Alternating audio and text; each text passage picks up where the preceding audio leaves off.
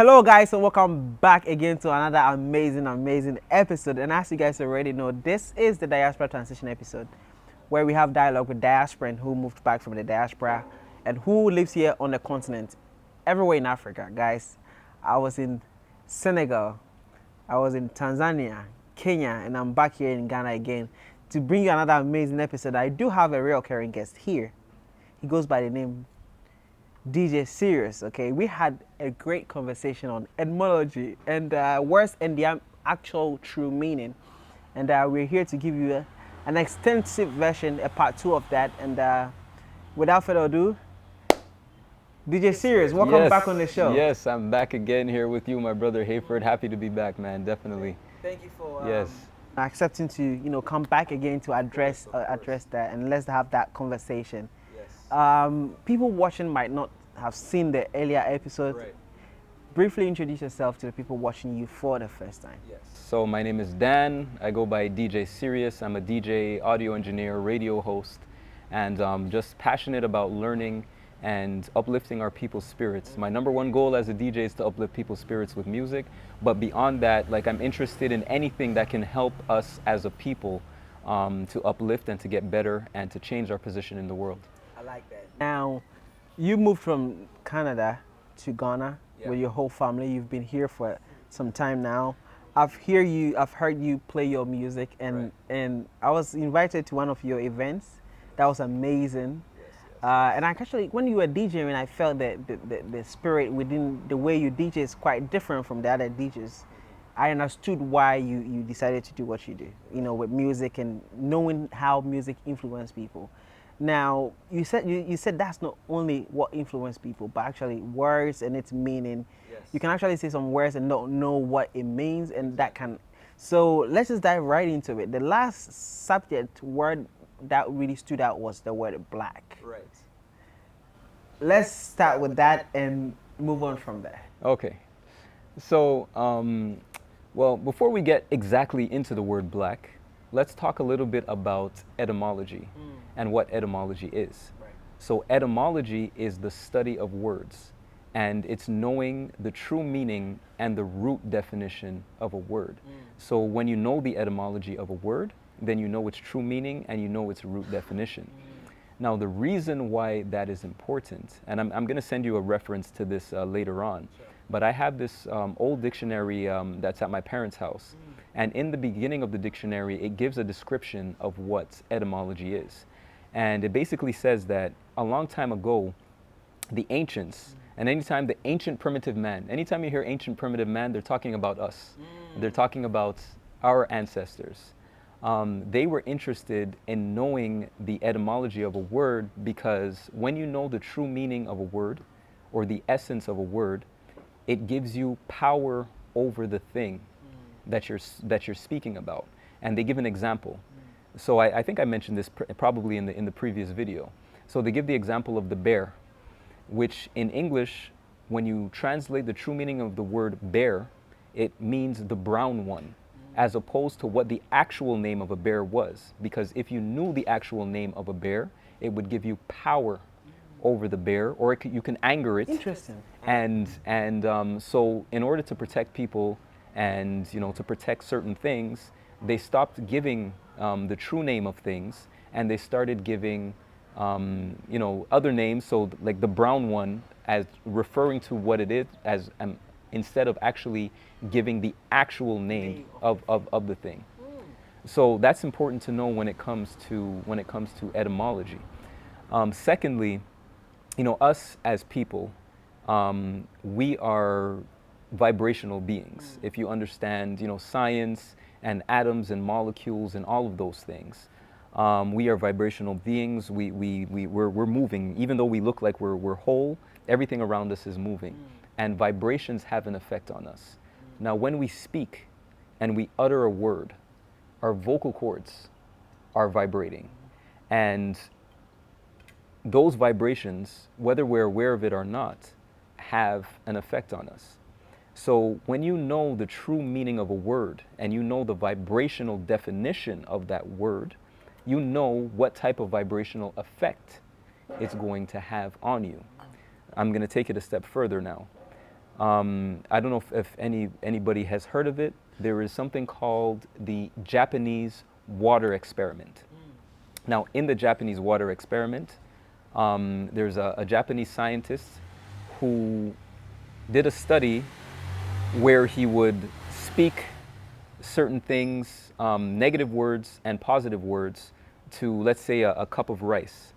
And after a certain amount of time, you would notice that the ones that he spoke positive words to would be fine, and the ones that he spoke negative words to would get all rotten and stuff.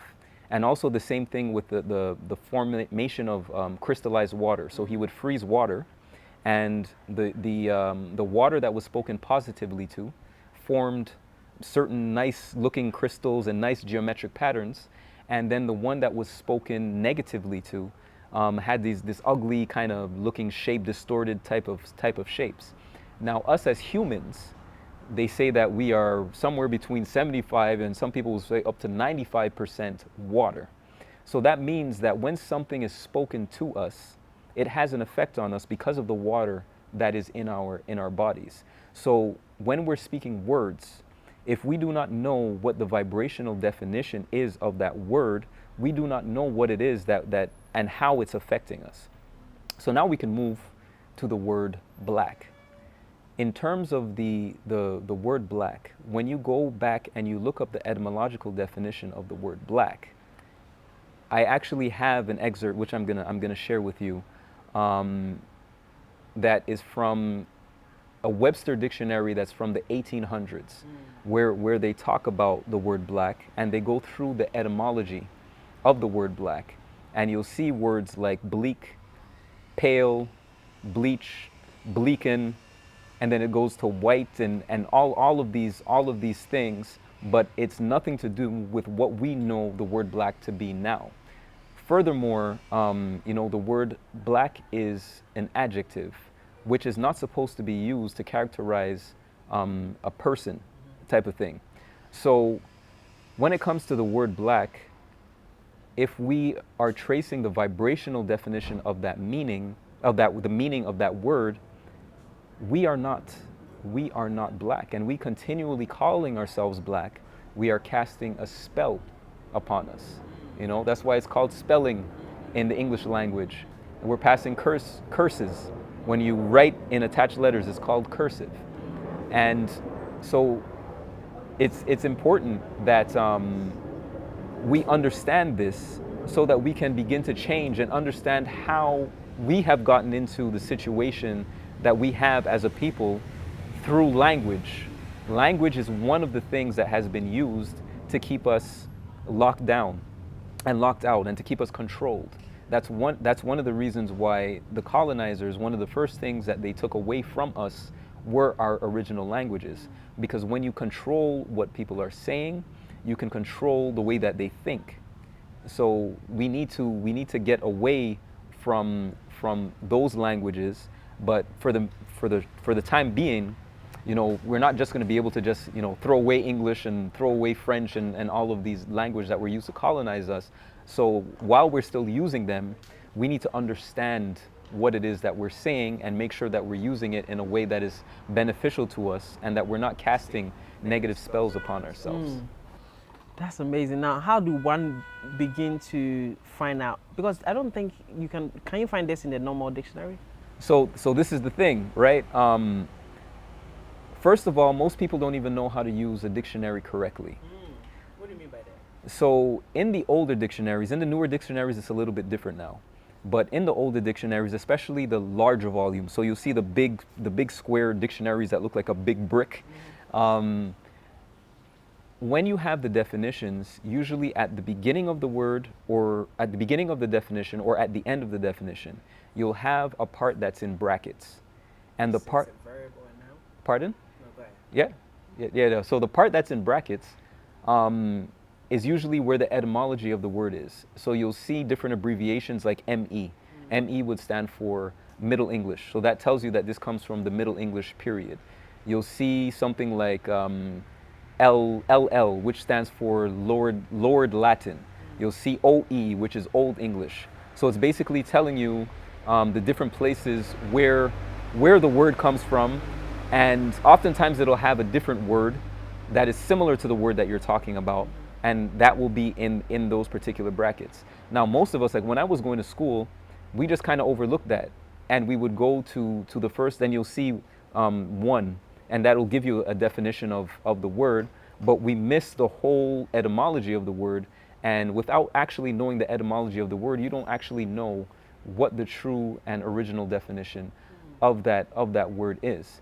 Now, when it comes to now people, you can search the etymology of certain words online. There's an etymology dictionary that's available online, so you can search up certain words with the etymology dictionary. You can also, if you're dealing with English and you want to find certain things, there's also an Old English dictionary online, so you can search things through the Old English dictionary. But the tricky part is that now is that the stuff that's online sometimes can be modified, or certain things can be left out. So I gave the definition of the word black before. That definition comes from, like I said, a dictionary that is from the 1800s.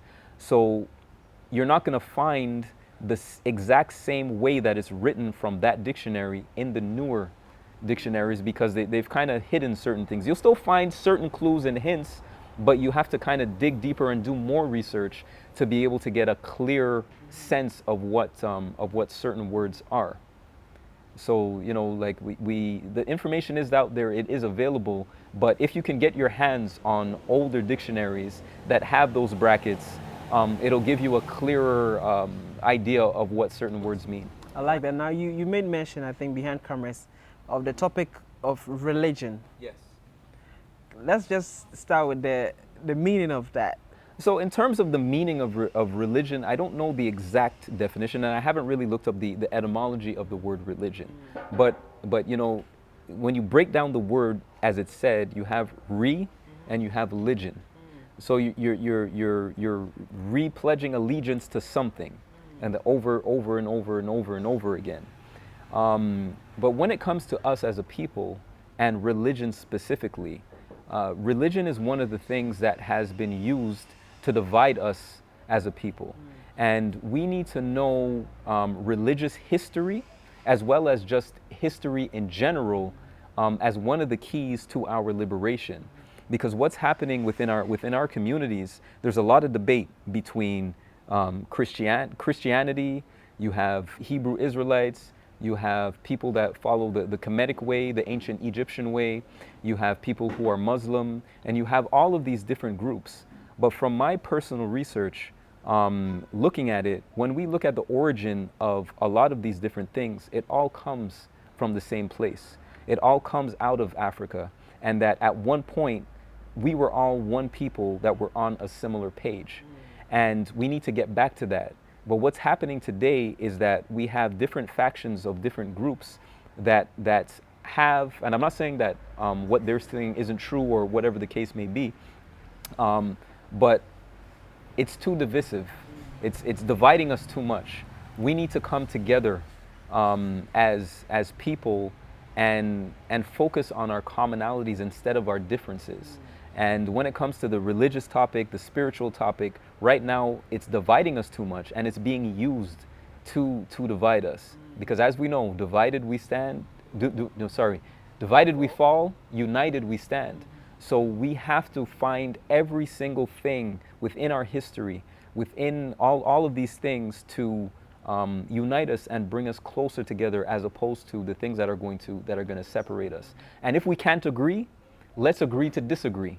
Let's say, okay, well, if this is what you believe, fine, but we still need to work together. I like that. Interesting. Now, I don't know if we are running so fast through that, but slavery, right? Yes. Do you have an etymology on that too, or no? Specifically on the word slavery, no. But what happens is that there's a lot of different things that are happening right now in this time. So understanding etymology, it will help us to kind of decipher and decode what has happened with religion and what has happened with slavery, because we need to understand the language that was used to keep us away from certain information. So now one of the topics that's coming up a lot when it comes to slavery particularly is that, particularly in the Americas, in the United States, is that a lot of people who would consider themselves to have traveled across well, their ancestors to have traveled across the Atlantic Ocean from Africa, that didn't actually happen. That there were actually dark-skinned, woolly-haired, melanated people that were already in the Americas before Christopher Columbus was there. Now I'm 100% sure that is true, and it's just how do we tell the story in a way that makes sense and that is not again dividing us? Because now I'm seeing that there's a lot of people that that are of the impression, they're like, well, I wasn't an African. I was an indigenous. But then whatever that is happening in American. America, they are being affected too, right? But of course, and you know, when we study geology and the movement of the earth and all of this stuff, we know that at a certain time, all the landmass of the earth was one. So, and that humans are much older than what they actually tell us.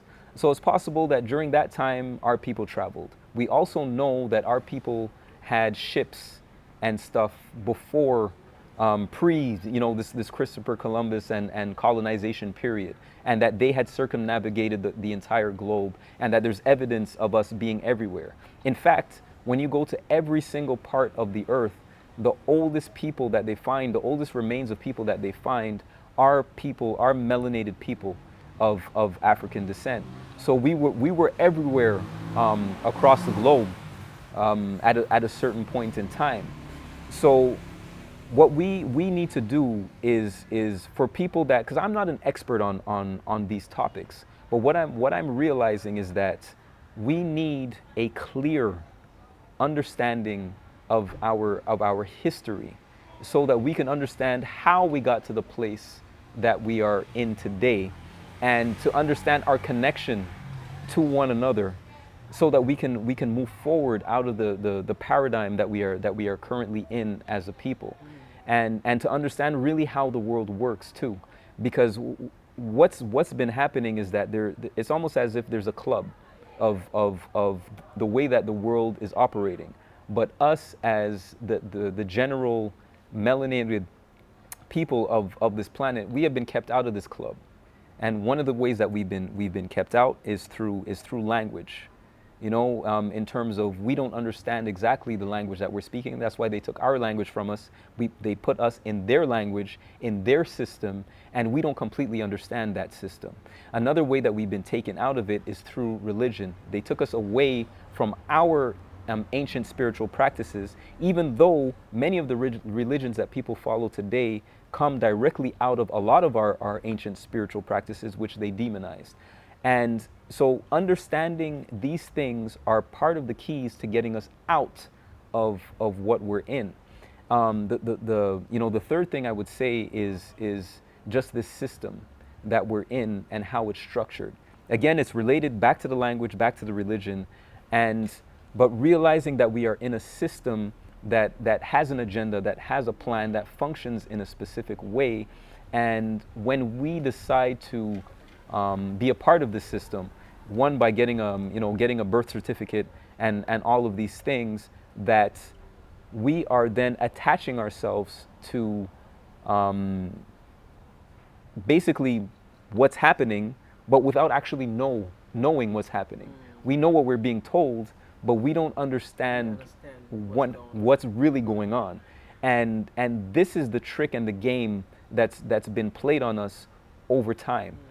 And so now we have to align ourselves with the proper understanding, innerstanding, overstanding, of all of this stuff, so that we can get ourselves out of what is going on, and we can retake our rightful place, and who we were intended to be, on this planet and in this universe. I like that. Now, give us another word. We had black. We want more words. You want more words? Yes. Okay. And their meaning. Even the bear one is really interesting for me.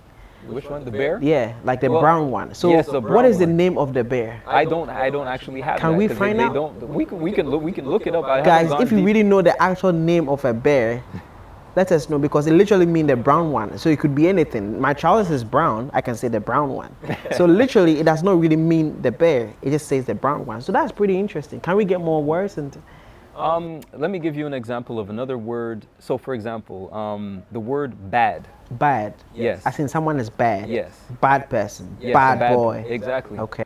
The word bad, when you trace the etymological root of the word bad, it means womanish man. Womanish man. Womanish man. Yes. What is that? Or hermaphrodite, or a womanish, a man that's like a woman. And some people will even go as far to say that, we take Michael Jackson for example, and he had the song "I'm Bad" that came out in the late 1980s, and after he started singing that song, he became more of a womanish man because he was casting a spell on himself over and over and over again by repeating "I'm bad, I'm bad, I'm bad." So anybody singing that music right now is casting a spell on themselves. Yes, and they wouldn't know. Jesus Christ. And they wouldn't know. And Wow. They wouldn't know. Let me see another word. The word nice. Nice. When you Nice person. Yes. When you look up the etymology of the word nice means foolish. Huh? What? Yes. No way. Yeah. So No way. There's so many things.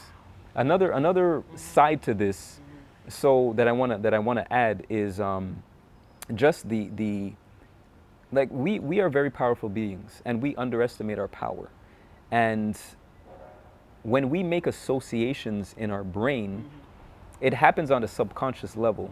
So we don't always realize that something is happening within us, and we just say things and think nothing of it. But I'm gonna give you a few more words, and I'm also gonna share a clip with you that you can put a link to the video which goes in depth to this a little bit more. So for example, when we greet ourselves day to day, we say good morning. But morning morning is actually what you do when someone passed away. You mourn them. So why would we greet ourselves with good morning? That doesn't make any sense. And when you now wake up, you're awake. Awake is something that you do for a person who has passed. It's a celebration for a person that has passed. So now we're awake. Wow. Then we go through the week days, or the days of the week. Week, the word week means to be weak. And days, when you're in a daze, the weekdays. So that means that you're going through the weekdays and you're weak and you're in a daze. And then you get to the weekend. So you're getting to the weakest end of the week. And if you notice that at the weekend, that's usually when people do all the things that are, they go out partying and drinking, all of the things that make you weaker. Okay. End of the year too. Does that play a part with that? Because That I'm not sure. I haven't looked into that one specifically. But you see, the thing is that there's a lot of things that have been put together, which have us casting spells upon ourselves, and we're not aware of this. We just take it, and whether we're aware of it or not, it's going to have an effect on us. Now, the thing is, it's not for you to be, afraid or to be like, because intuitively we counter a lot of this energy, just because we're able to raise our own vibrations, we're able to think above it. But at the same time, when you're in that place where your energy is low and you're not in the space where you can kind of withstand certain things, they're going to have an effect on you. And for example, during the weekdays, from I don't remember the exact time, but that's when the most people die when they're going to work. Because yes, there's a specific point during the it must that be 8 weekday. a.m. It's between something like I don't remember exactly the time, but the thing is that these spells are being casted, and they're working, and people are completely oblivious to it, and I'm like, what has happened is that the way that they have broken down a lot of things, it makes it seem like, okay, this, what I'm saying just doesn't make any sense, or how could this be, or what? But when you look at it realistically, it's there, and it's in your face. And in the particular definition of etymology that I spoke about in the beginning, that's in that dictionary, one of the things that they say is that, okay, this was the study of the past. But in today's time, people don't concern themselves with this anymore. But I'm like, it's not that people don't concern themselves with this anymore. It's that they don't want us to concern ourselves with this anymore. Because if we started concerning ourselves with it, then we would understand what is being done to us. And this is the game that's being played systematically, is that there are a lot of things that hold power, which are being kept away from us. And we're taught away from this in school, in religion, in many different institutions. And we need to know these things so that we can get out of this paradigm that we currently find ourselves in. So it says etymology, and it's by William E. Umbach. The study of the origin and development of words, their forms and meanings, may strike the layman as an esoteric pursuit, perhaps of dubious value, meaning that maybe it shouldn't make sense to do that. It was not always so. In seeking the etymon, which is the true sense of a word, the Greeks were engaging in no idle quest. They, like much earlier primitive man, sensed a mysterious relationship between the word and that which it stands.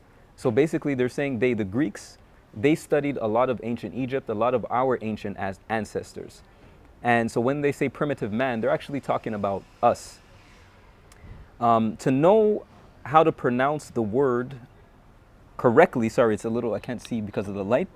To know how to pronounce the word correctly could give the user power over the thing or being, a principle of great importance in the exercise of witchcraft. But conversely, it could also be dangerous to pronounce the names of certain beings, for to do so might arouse the anger of the immanent spirit. Thus, some taboo names eventually disappeared through silence. The English name bear, for example, is derived from an ancient term meaning the brown one, used to avoid calling the beast by its true name. Other people used similar evasions. The ancient Hindus and Slavs called the same animal the honey eater. And then they give you the Sanskrit name and a few other things. Still other names were perhaps felt too sacred to pronounce. Thus the name of God of the Hebrews was replaced by Adonai, literally meaning my Lord. And since it was conventional in ancient Hebrew manuscripts to write only the consonants and to skip the vowels, the modern names are at best scholarly conjectures. The ancient notion that there is a single true meaning for a word has been replaced by the concept that words are essentially nothing more than conventional symbols whose use and pronunciation may vary even from person to person, let alone generation to generation. Over the course of centuries, such variations may so alter the form and meaning that only patient study can trace the course by which the modern word has come to its present sense and form. But basically, so the first paragraph that I read, they're telling you how etymology was used and why it was important. But then in the second paragraph, they're also telling you how, okay, today we don't need to do that anymore. But the first paragraph is really where the true power is. And you know, another important thing that they mentioned concerning etymology is that in ancient Hebrew, they would only consider the consonants and not the vowels. Now, when it comes to studying the words, vowels are interchangeable. Vowels are interchangeable and replaceable. So you can take them out, you can change them around. It's the consonants that really matter. And that's why when we go back to the etymology of the word black and we look at all the different variations, the consonants are the same. And when you look at it, like in my previous video, I compared black in French, which is noir, but blanc in French, which is white, sounds more like black in English. And then it goes, the same thing goes when you go to Italian, when you go to Spanish, and when you go to a few Italian, I said Italian, but when you go to a few other languages. So the thing is that it's the consonants that really matter. So when you have that BLK, BLC consonant, that actually stands for something that means what we know today as white as opposed to black. And then furthermore, that whole word itself comes from Middle English, and Middle English is only from about 1,000 to 1,500 in terms of the time, the year 1,000 to the year 1,500. So that means it's only about, you know, it's less than 1,000, like 1,500 years old, or less than 1,000 years old. So before that, we definitely were not calling ourselves black, right? So when we do this, we are casting that spell.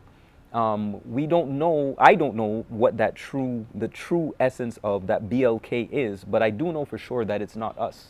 That's one thing that's 100%. That's for sure that it's not us. And every time we use that, we are casting a spell, and we need to get away from that, and we need to accept this, because it's hard for a lot of people, because you know, for many generations now, we've been calling ourselves that. We formed our identity around that particular word. So for a lot of people, it's hard to kind of let go of it. But I think it's one of the things that's important, you know, for the future generations to move away from, because we need to stop casting spells on ourselves. We need to understand what it is realistically that we're saying, and so that we can eventually free ourselves from a lot of what's going on. And you know, the last thing I'm going to say really is that this is only one aspect of the things that we need to be looking at. There's a multitude of things that we need to know and that we need to understand to truly liberate ourselves. And it's not just us as melanated people that are being held down and that are being held back. It's other people as well. But I believe that once us as melanated people are able to rise through this system that we find ourselves in, and to break free from this kind of bondage that we're in, that we will be able to liberate the whole world eventually. It's going to take time, it's going to take patience, it's going to take understanding, but we are in the age of knowing right now, and everything that has been kept from us is going to be revealed. So, you know, do your research. If you're interested in it, listen to what people are saying. Don't just take things at face value. Understand that there's more to what's going on around you, and that the real key to us getting out of it is knowing as much as we can. I like that. That's amazing. Yeah. I've learned a lot. I didn't know about the bear. I'm going to make more research on that. But thank you so much. You're welcome, man. For coming again on the podcast. Definitely, I'm going definitely. to have you back again. Of course, man. There's more things that we need to talk about, even this topic, because I already know, you know, that people are going to be, okay, what is this guy talking about? What is this really about? But at the end of the day, for me, like I remember a comment that came from the last video was like, what is this guy's agenda? I'm like, I don't have an agenda. My thing is that I want people to be free. I want people to be clear. I want them to understand what is going on, what's happening in the world. Like, if I have an agenda, that's it. I just want people to be knowledgeable so that we can all be free and live to our fullest potential.